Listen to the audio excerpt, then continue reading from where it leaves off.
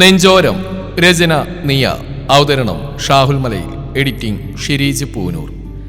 കഴിയില്ല, എനിക്ക് ഒരിക്കലും കഴിയില്ല. നിനക്കെന്താ പറഞ്ഞ മനസ്സിലാവില്ലേ?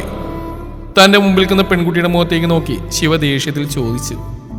അവന്റെ ദേഷ്യത്താൽ മുറുകിയ കണ്ണുകൾ അവളെ ഭയത്തിലാഴ്ത്തി. ശിവ, ഞാൻ...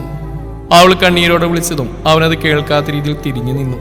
അവന്റെ മനസ്സുപോലെ കലുഷിതമായ കടലും അതേസമയം ദേഷ്യത്തിലായിരുന്നിരിക്കണം. അവരിയ്ക്കുന്ന കല്ലിന്റെ അടുക്കിലേക്ക് തീരെ ശക്തമായി വന്നടിച്ചു. ചിന്നു, പ്ലീസ്, നീ ഒന്നെന്നെ മനസ്സിലാകാൻ ശ്രമിക്കുക. അവനവൾ നോക്കാതെ പതിയെ പറഞ്ഞതും അവൾ അവന്റെ തോളിൽ കൈകൾ അമർത്തി. എന്തുകൊണ്ട്? അതെ, അതാണ് പ്രശ്നം. നമ്മൾ ചെറുപ്പം തൊട്ടേയുള്ള കൂട്ടുകാരാ. എന്ന് കരുതി നീ വിവാഹം കഴിക്കണമെന്ന് പറഞ്ഞുകൊണ്ട് നീ വന്ന അതനുസരിക്കാൻ ഞാൻ നീയല്ല. എനിക്ക് എൻ്റെതായിട്ടുള്ള ഇഷ്ടങ്ങളും താല്പര്യങ്ങളും ഉള്ളതാ. അവൻ അവളുടെ നേരെ നോക്കി ദേഷ്യത്തോടെ പറഞ്ഞതും അവൾ പേടിയോടെ വായിക്കുറുകി അവളുടെ കൈകൾ വെച്ചു. എന്തുകൊണ്ട് ശിവ, ഞാൻ എന്തെങ്കിലും തെറ്റ് ചെയ്തോ? ചിന്നു കണ്ണീരോടെ ചോദിച്ചവും അവൻ അവളെയും നോക്കി. ഇനിയും എങ്ങനെ അവളെ പറഞ്ഞു മനസ്സിലാക്കും എന്നറിയാതെ അവൻ അവിടെയുള്ള കരിങ്കിൽ ഇരുന്നു പോയി. ശിവ! അവന്റെ തോളിൽ കൈകൾ വെച്ചുകൊണ്ട് ചിന്നു വിളിച്ചതും അവൻ അവളെ തലയുയർത്തി നോക്കി. അമ്മയ്ക്കേ. അവൻ അവളോട് പറഞ്ഞ് അവൾ ഞെട്ടി പുറകിലേക്ക് വീഴാൻ പോയി. അവളുടെ നെഞ്ചി ക്രമാതീതമായി മിടിച്ചുകൊണ്ടിരുന്നു. താൻ എന്തോ കേൾക്കാൻ പാടില്ലാത്ത കേട്ട പോലെ അവനെ നോക്കി നിന്നുപോയി ചിന്നു. ഒന്ന് കരയാൻ പോലും കഴിയാതെ. എനിക്കൊരു പ്രണയമുണ്ട് ചിന്നു. അത് നീ വിചാരിക്കും പോലെ പെൺകുട്ടിയോടല്ല, മറിച്ചൊരു ആൺകുട്ടിയോടാ. പക്ഷെ എനിക്കത് അവനോട് പറയാൻ കഴിയില്ല. അല്ലാതെ നിന്നിൽ തെറ്റുകളുണ്ടായിരുന്നില്ല. അവളുടെ കൈകൾ ചേർത്തുകൊണ്ട് പറഞ്ഞു. അവൾ നിറഞ്ഞ കണ്ണുകളോട് അവനെ നോക്കി. ആരാവൻ? ചോദിക്കരുത്, പറയാൻ കഴിയില്ല. ഇന്നവൻ മറ്റൊരുവിടെ ആവാൻ പോവുകയാണ്. അവളെ നോക്കാതെ അവൻ പറഞ്ഞതും ചിന്നു അവൻ്റെ മുഖം പിടിച്ചുയർത്തി. എനിക്ക് കുഴപ്പമൊന്നുമില്ല വച്ചേ. അവളുടെ കൈകൾ തട്ടുമാറ്റി ചെറിയ ചിരിയോട് അവൻ പറഞ്ഞതും അവൾ അവനെ നോക്കി. ശിവജിത്ത് കൃഷ്ണൻ എന്ന എല്ലാവരുടെയും ശിവ, ചിന്മയ എന്ന ചിന്നു. രണ്ടുപേരും ചെറുപ്പം മുതൽക്കുള്ള കൂട്ടുകാരാണ്. ഒരാൾ കൂടെയുണ്ട് കൂട്ടത്തിൽ, അഭിനവ് എന്ന അഭി. കൂട്ടത്തിൽ വീരൻ അവനാണ്. മാത്രമല്ല, അഭി ചിന്നുവിൻ്റെ സഹോദരൻ കൂടിയാണ്. ഇവർ മൂന്ന് എപ്പോഴും ഒരുമിച്ചായിരിക്കും ഉണ്ടാവുക. ഇപ്പോൾ വീട്ടുകാർ തമ്മിലെടുത്തിരിക്കുന്ന തീരുമാനമാണ് ശിവയും ചിന്നുവും തമ്മിലുള്ള കല്യാണം. പക്ഷെ അതിനോട് യോജിക്കാൻ ഇതുവരെയായിട്ടും ശിവക്ക് കഴിഞ്ഞിട്ടില്ല. ഒരു പക്ഷേ ഉള്ളിലെ സ്നേഹം മറ്റൊരാൾ പകർന്നു നൽകിയതുകൊണ്ടായിരിക്കും. പഴയ ചിന്താഗതിയുമായി നടക്കുന്ന വീട്ടുകാരുടെ മുമ്പിലേക്ക് തൻ്റെ പ്രണയം ഒരു പുരുഷനോടാണെന്ന് പറയാനുള്ള ധൈര്യമൊന്നും അവനിൽ നിന്ന് പറയുന്നതാവും ശരി. ഇത്രയും നാൾ ഓരോന്നും പറഞ്ഞ് ഒഴിവാക്കി നടന്നു. ഇന്നിതാ എല്ലാം ഉറപ്പിക്കാനുള്ള പുറപ്പാടിലാണ് വീട്ടുകാർ. അഭിക്കാണ് കൂടുതൽ സന്തോഷം. അവൻ്റെ പ്രിയപ്പെട്ട കൂട്ടുകാരൻ തൻ്റെ അളിയനാവുന്നതിൻ്റെ ത്രില്ലിലാണ് അവനും. കൂടാതെ അവൻ്റെ വിവാഹവും അതേ ദിവസം നടത്താൻ തീരുമാനിച്ച വീട്ടുകാർ. ഞാൻ നാളെ പോകും ചിന്നു. ഒരിക്കലും ഇങ്ങോട്ടേക്കൊരു മടങ്ങിയൊരു എൻ്റെ ജീവിതത്തിൽ ഉണ്ടാവില്ല. അവനെ നോക്കാൻ നിൽക്കുന്ന പെണ്ണിനെ നോക്കി അവൻ പറഞ്ഞതും അവളുടെ കണ്ണുകൾ നിറഞ്ഞൊഴുകി. എത്ര നാൾ അറിയില്ല. നിനക്കൊരു ജീവിതം കാത്തിരിക്കുന്നുണ്ട്. കാത്തിരിക്കണം. അവനായി ഞാനല്ല നിനക്ക് ചേരുന്നത്. അവളെ നോക്കാതെ അലയടിക്കുന്ന തിരമാലകളെ നോക്കിയെന്നുകൊണ്ട് ശിവ പറഞ്ഞതും അവൾ കരഞ്ഞുപോയി. ഹലോ, മതി സംസാരിച്ച്. അവരുടെ അടുത്തേക്ക് കല്ലുകൾ ചാടിക്കയറി അഭി പറഞ്ഞു. രണ്ടുപേരും ഞെട്ടി അവനെ നോക്കി. രണ്ടുപേരുടെയും കണ്ണുകൾ ചുവന്ന് തുടുത്തിരുന്നു. രണ്ടുപേരും പെട്ടെന്ന് തിരിഞ്ഞ് കണ്ണുകൾ അമർത്തി ഉടച്ചുകൊണ്ട് അവനെ നോക്കി ചിരിച്ചു. ഇപ്പോഴേ പറഞ്ഞിരുത്താൽ പിന്നീടൊന്നും പറയാനുണ്ടാവില്ല. കയ്യിലെ കോൺ ഐസ്ക്രീം രണ്ടുപേർക്കും കൊടുത്തുണ്ടാവും പറഞ്ഞു. അവർ ചിരിയോടെ അത് സ്വീകരിച്ചു. അഭി, ഇത്രയും നേരം വേണം നിനക്ക് ഐസ്ക്രീം മേടിക്കാൻ? അവനെ നോക്കി കളിയാക്കി ശിവ ചോദിച്ചു. അവൻ ചുണ്ടു കുറിപ്പിച്ച് അവനെ നോക്കി. ശിവ! അവൻ ചിണുങ്ങി വിളിച്ച് ശിവ പതിയെ ചിരിച്ചുകൊണ്ട് അവനെ ചേർത്ത് പിടിച്ചു. എടി ചിന്നു, നീ എന്താണ് ഇങ്ങനെ നോക്കുന്നത്? ശിവയുടെ കൈകളിൽ നിന്നുകൊണ്ട് അഭി ചോദിച്ചും ചിന്നു ഞെട്ടി അവനെ നോക്കി. അഭി, എനിക്ക് ഈ കല്യാണത്തിന് താല്പര്യമില്ല. ശിവയെ പറയാൻ സമ്മതിക്കാതെ ഗൗരവമായ മുഖത്തോടെ ചിന്നു പറഞ്ഞു. ശിവ ഞെട്ടി അവളെ നോക്കി. കൂടാതെ അഭിയെ ചുറ്റിരുന്ന കൈകൾ അയയുകയും ചെയ്തു. നീ വീട്ടിൽ ഈ കാര്യം പറയണം. അഭിയുടെ നേരെ നിന്നുകൊണ്ട് ചിന്നു വീണ്ടും പറഞ്ഞു. എന്തുകൊണ്ട്? അഭി ഞെട്ടി അവളെ നോക്കിക്കൊണ്ട് ചോദിച്ചും അവൾ അവനെ തറപ്പിച്ച് നോക്കി.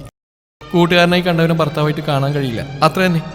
അവൻ്റെ നേരെ ദേഷ്യത്തോടെ പറഞ്ഞു. ശിവ തളർന്നുകൊണ്ട് നിലത്തേക്കിരുന്നു. പക്ഷേ എനിക്കൊന്നും അറിയണ്ട. എന്നാലും ശിവ എനിക്ക് വിവാഹം കഴിക്കാൻ താല്പര്യമില്ല. ആരെയും നോക്കാതെ തിരമാലയെ നോക്കി ചിന്നു അവനോട് പറഞ്ഞു. ഇതെല്ലാം കേട്ട് ശിവയുടെ കണ്ണുകൾ നിറഞ്ഞു. തനിക്ക് വേണ്ടി അവൾ സ്വയം കുറ്റം ചുമത്താൻ തുടങ്ങിയിരിക്കുന്നു. ചിന്നു, പേടിക്കണ്ട, നിന്റെ കല്യാണം മുടങ്ങില്ല. അവന് നോക്കാതെ ചിന്നു ദേഷ്യത്തിൽ പറഞ്ഞതും കയ്യിൽ ഐസ്ക്രീം അവളുടെ തലയിലേക്ക് നോക്കി എറിഞ്ഞു അഭി. അവൾ ഞെട്ടി അവനെ നോക്കി. ആ തള്ളയുടെ പേര് വല്ലതും പറഞ്ഞാൽ കൊല്ലും ഞാൻ. മനുഷ്യനെ എങ്ങനെ തിന്ന് രക്ഷപ്പെടാൻ കഴിയുന്ന ആലോചിച്ച് നിൽക്കുക. എടാ പൊട്ടാ, നിങ്ങൾ കേട്ടില്ലെന്ന് ഉറപ്പല്ലേ? ദേഷ്യത്തോടെ പറഞ്ഞുകൊണ്ട് ശിവയുടെ നേരെ തിരിഞ്ഞുകൊണ്ട് ചോദിക്കലും ശിവയുടെ കയ്യിൽ ഐസ്ക്രീം അഭിയുടെ കയ്യിലെത്തിയത് ഒരുപോലെയായിരുന്നു. ശിവ അവനെ നോക്കി മൂളിയതും അഭി അവൻ്റെ അടുത്തേക്ക് ഇരുന്നു. എന്നിട്ട് ഞെട്ടി കണ്ണും തള്ളി നിൽക്കുന്ന ചിന്നുവിനെ നേരെ കൈ നീട്ടി അടുത്തേക്ക് വിളിച്ച് അവൻ്റെ അടുത്തേക്ക് ഇരുത്തി. എടി, ഞാനൊരു കാര്യം പറയട്ടെ? അഭി അവളുടെ കൈകൾ പിടിച്ചുകൊണ്ട് ചോദിച്ചും അവൾ കണ്ണുകൊണ്ട് പറയാൻ കാണിച്ചു. അതില്ലേ, എനിക്ക് ഈ കല്യാണം വേണ്ട. മാത്രമല്ല, നിങ്ങളുടെ കല്യാണം മുടക്കാനുള്ള പ്ലാനിലായിരുന്നു ഞാൻ. അവളുടെ നേരെ ഇരുന്നുകൊണ്ട് നിഷ്കുവായി പറഞ്ഞതും അവളുടെ വായി അറിയാതെ തുറന്നുപോയി. അതുപോലെ ശിവയുടെയും. എന്തിന്? ഈ പ്രാവശ്യം വാതുറം ശിവയാണ്. അതെനിക്കറിയില്ല. അവനെ നോക്കാതെ തലകുനിച്ച് അവൻ പറഞ്ഞു. ചിന്നു അവനെ സംശയത്തോടെ നോക്കി. ശിവയുടെ കിളികൾ എങ്ങോട്ടോ പോയെന്ന് തോന്നുന്നു. ചിന്നുവിന് എന്തൊക്കെയോ മനസ്സിലായ പോലെ ചിരിക്കാൻ തുടങ്ങി. അതെന്താണെന്ന് എനിക്കറിയാത്തത്? അവൻ്റെ കയ്യിൽ പതിയെ തള്ളി ചിന്നു ചെറിയ ഗൗരവത്തോടെ ചോദിച്ചു. അവൻ കിടന്ന് തപ്പിത്തടയാൻ തുടങ്ങി. വേഗം പറഞ്ഞു. ഗൗരവത്തോടെ അവൾ ചോദിച്ചെങ്കിലും ചുണ്ടിൽ ചെറിയൊരു പുഞ്ചിരി നിറഞ്ഞിരുന്നു. എനിക്കറിയില്ല. ഇവൻ തരുന്നൊരു സുരക്ഷിതത്വമുണ്ടല്ലോ, അതിൻ്റെ ഫീല് വേറെ രസമാണ്. അതുപോലെ അവൻ്റെ കൈക്കുള്ളിലായിരിക്കുന്ന സമയത്ത് ഈ ലോകം തന്നെ കയ്യെത്തി പിടിച്ച ഫീലാണ് എനിക്ക്. ശിവയുടെ നേരെ തിരിഞ്ഞുകൊണ്ട് പതിയെ അവൻ പറഞ്ഞതും ശിവ ശ്വാസം പോലും എടുക്കാൻ കഴിയാതെ അവനെ നോക്കി നിന്നു. അപ്പം നീ അവനെ സ്നേഹിക്കുന്നുണ്ടോ? ചിന്നു ചോദിച്ചും അബി തലകുമ്പിട്ട് പിടിച്ചു. ശിവ പെട്ടെന്ന് അബിയുടെ മുഖം തൻ്റെ നേരെ പിടിച്ചു. രണ്ടുപേരുടെയും കണ്ണുകൾ തമ്മിൽ കോർത്തു വലിച്ചു. അവരുടെ ലോകത്ത് അവർ മാത്രമായി നിന്നുപോയി. ഇത് കണ്ട് ചിരിയോടെ നേരത്തെ അബി മാറി നിന്ന പോലെ ചിന്നു അവിടെ നിന്നും മാറി നിന്നു. പക്ഷെ അവർ കണ്ടില്ല അവളുടെ കണ്ണിലെ കണ്ണുനീർ. അല്ലെങ്കിൽ ആരെയും കാണിക്കാൻ അവൾ ആഗ്രഹിച്ചില്ല. മനസ്സിൽ തോന്നിയ ഇഷ്ടത്തെ അപ്പാടെ വലിച്ചീറിക്കളഞ്ഞവൾ. അബിയുടെ കണ്ണിലേക്ക് നോക്കി ആർദ്രമായി ശിവ വിളിച്ചു. അത് കേട്ടോ എന്ന് പോലും അവൻ അറിയില്ല. അത്രയും നേർന്ന സ്വരമായിരുന്നു അവൻ്റേത്. അറിയില്ല, ഇത് തെറ്റാണോ ശരിയാണോ എന്നൊന്നും എനിക്കറിയില്ല ശിവ, പക്ഷെ മനസ്സിൽ നിന്ന് കളയാൻ തോന്നുന്നില്ല. അവൻ്റെ കണ്ണിലേക്ക് നോക്കി അബി പറഞ്ഞു. ശിവ അവനെ നെഞ്ചോട് ചേർത്ത് പിടിച്ച് കഴിഞ്ഞിരുന്നു. രണ്ടുപേരുടെയും കണ്ണുകൾ നിറഞ്ഞൊഴുകി. പേടിയാണ് ശിവ സമൂഹത്തെ, അവരുടെ കാഴ്ചപ്പാടുകളെല്ലാം. പക്ഷെ ഇനിയും ഞാൻ പറയാതിരുന്ന അത് എന്നോട് തന്നെ ഞാൻ ചെയ്യുന്ന ചതിയായി പോകും. നിന്റെ കണ്ണിൽ ഞാൻ കണ്ടിരുന്നു എന്നോടുള്ള അഗാധമായ പ്രണയത്തെ. പക്ഷെ പറയാൻ പേടിയായിരുന്നു. ഇപ്പം പക്ഷെ ഞാൻ അറിയാതെ. അവൻ്റെ വാക്കുകളെ പൂർത്തിയാക്കാൻ സമ്മതിക്കാതെ ശിവ അവൻ്റെ ചുണ്ടുകളെ തൻ്റെ ചുണ്ടുകളാൽ ബന്ധിപ്പിച്ചു. ഇരുവരും പറയാൻ മടിച്ചിരുന്ന പ്രണയം, ഇരുവരും പറയാതെ പറഞ്ഞുപോയ പ്രണയം, എന്നാൽ ഇനി ഒരിക്കലും സ്വന്തമാവാത്ത പ്രണയം. ശിവയുടെ ചുംബനത്തിൽ അഭി തളർന്നു പോയിരുന്നു. ഒരിക്കലും തനിക്ക് ലഭിക്കില്ലെന്ന് വിചാരിക്കുന്നത് ഇന്ന് തനിക്ക് ലഭിച്ചിരിക്കുന്നു. അവന് സന്തോഷം അടക്കാൻ കഴിഞ്ഞില്ല. കണ്ണുകൾ നിറഞ്ഞൊഴുകി. സങ്കടത്തിൻ്റെ ആയിരുന്നില്ല, സന്തോഷത്തിനാൽ. ശിവയും താൻ പറയാതെ മറച്ചു പിടിച്ചുകൊണ്ട് ഓടി ഒളിക്കാൻ ശ്രമിച്ച പ്രണയത്തെ സ്വന്തമാക്കിയ സന്തോഷത്തിൽ അവനിലേക്ക് ചേർന്ന് നിന്നു. അവരുടെ സന്തോഷ ചുംബനം കണ്ട് നിറഞ്ഞ കണ്ണുകളോടെ ചിന്നു അകലെ മാറി നിന്നു. പക്ഷേ ചുണ്ടിലൊരു പുഞ്ചിരി നിറഞ്ഞു നിന്നു. തിരിച്ചു കിട്ടില്ലെന്നറിഞ്ഞിട്ടും മോഹിച്ചു പോയൊരുവളുടെ ചിരി. പക്ഷെ അതിനും അഴകുണ്ട്. ഒരു പക്ഷേ വിട്ടുകൊടുക്കുന്ന പ്രണയമാണെന്ന സിദ്ധാന്തത്തെ മുറുകെ പിടിച്ച് തോറ്റുപോയ പ്രണയിനി ആയതുകൊണ്ടായിരിക്കാം അവരുടെ കണ്ണുകൾ അവരുടെ മേലെ വീണു. ചുണ്ടിലൊരു പുഞ്ചിരി വിടർന്നു. ചേരേണ്ടവരെ ഈശ്വരൻ എപ്പോഴും ഒരുമിപ്പിക്കും, അതോ മരണത്തിലാണെങ്കിൽ പോലും.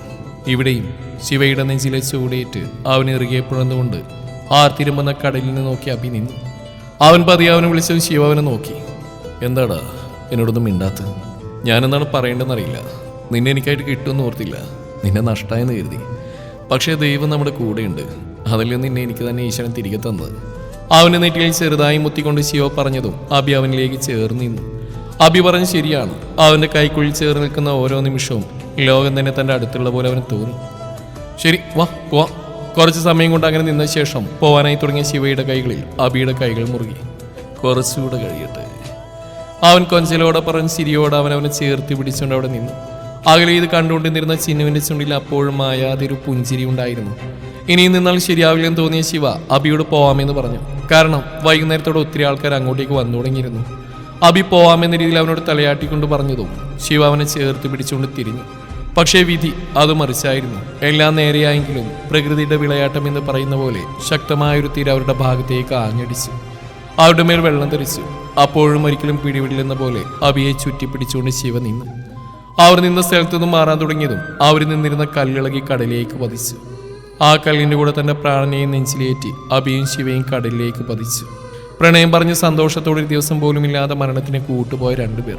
അവർ പ്രണയിച്ചു, മരണത്തിനപ്പുറം ഒരുമിച്ച് പ്രണയിച്ചു. പക്ഷെ അവളുടെ നിശബ്ദ പ്രണയമോ സ്വന്തമാക്കില്ലെന്നറിഞ്ഞിട്ടും ഒരു ഭ്രാന്തിയെപ്പോലെ ഇപ്പോഴും ജീവിക്കുന്നു.